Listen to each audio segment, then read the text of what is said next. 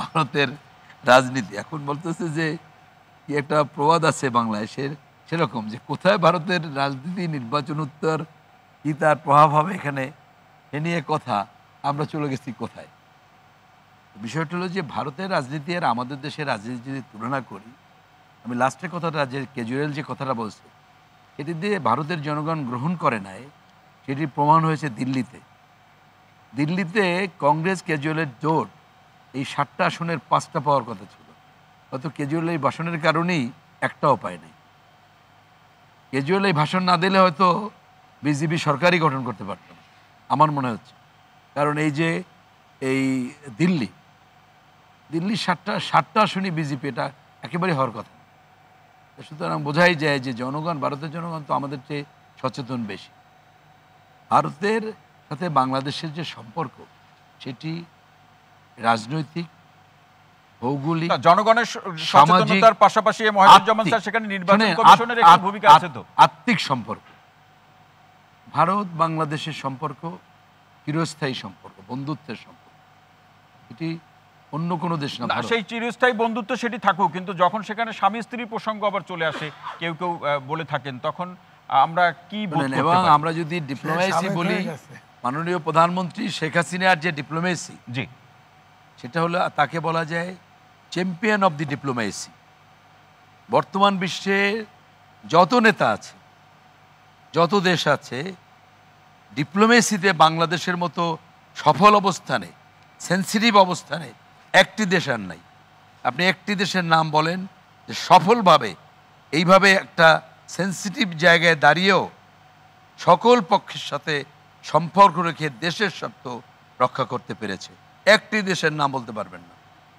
বাংলাদেশ ভারতের সাথে সম্পর্ক আছে, অত্যন্ত গুরুত্বপূর্ণ সম্পর্ক। ভারতের সবচেয়েতে মুখোমুখি রাষ্ট্র হলো চীন।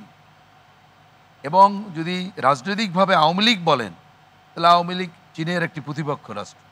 চীন বাংলাদেশের স্বীকৃতি দিয়েছে 75 সালের 15 আগস্টের পরে। সেই চীনের সাথেও বাংলাদেশের এই সরকারের সম্পর্ক অত্যন্ত মধুর সম্পর্ক। একদিকে রাশিয়া, সমন্বয় করতে পারাটাই কি সরকারের বড় সফলতা? এটা তো অবশ্যই, এবং নিজেদের আত্মমর্যাদা রেখে বাংলাদেশের স্বার্থকে রক্ষা করে এবং বাংলাদেশের স্বাধীনতা, সার্বভৌমত্বর অবস্থানকে রক্ষা করে এই সম্পর্ক রাখা, এটি খুব ছোট ব্যাপার না।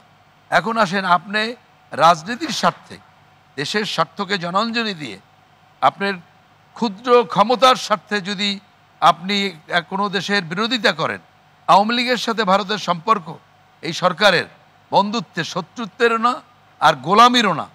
কিন্তু আজকে যদি বিএনপি বলি, না, বিএনপির সম্পর্ক শত্রুতের এবং গোলামির অনেক পিছনে যেতে চাই না। আমরা জানি যে ভারতের সেই আমাদের মহান বন্ধু, আমি বলতেই হবে, মুক্তিযুদ্ধের ব্যক্তি হিসেবেও শ্রীমতী গান্ধী, মিস ইন্দিরা গান্ধী, তিনি ইলেকশন করে নির্বাচন ঘোষণার আগেই মরহুম জিয়াউর রহমান দিল্লিতে গিয়ে তাকে অভিনন্দন জানিয়েছিল।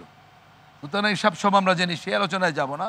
আমি একটা কম্পেয়ার করি, ভারতের যে এবার নির্বাচন হয়েছে, রুমির ফারহান বলছে যে অনেক দিন বিজেপি আছে, বিজেপিও বিএনপির মতোই একটা অ্যাগ্রেসিভ রাজনৈতিক দল। জি, এটি হলো মূল কথা। বা যেমন এই বিএনপি আছে ব্রিটেনে, মানে অ্যাগ্রেসিভ রাজনৈতিক দল। রুমিন ফারহান করে ব্রিটেনে পড়াশোনা করে আসছে, ব্রিটেনেও বিএনপি আছে, ব্রিটিশ ন্যাশনালিস্ট পার্টি, এবং খুবই রাইটিস্ট পার্টি, ব্যান্ডও ছিল এক সময়। প্রফেসর ওয়াহিদুজ্জামান স্যার, আরো আলোচনা আসি, শেষ করুন প্লিজ। তো সেখানে তারাও কিন্তু ইভিএম মেশিনের বিপক্ষে ছিল সব বিরোধী দল। ইডি, সিবিআই, অন্যান্য এজেন্সি ব্যবহারের অভিযোগ আছে, নির্বাচন কমিশনের বিরুদ্ধে বিরোধী দল অভিযোগ করেছে। তা সত্ত্বেও ভারতের কেউ নির্বাচন বর্জন করে। অসংখ্য ধন্যবাদ।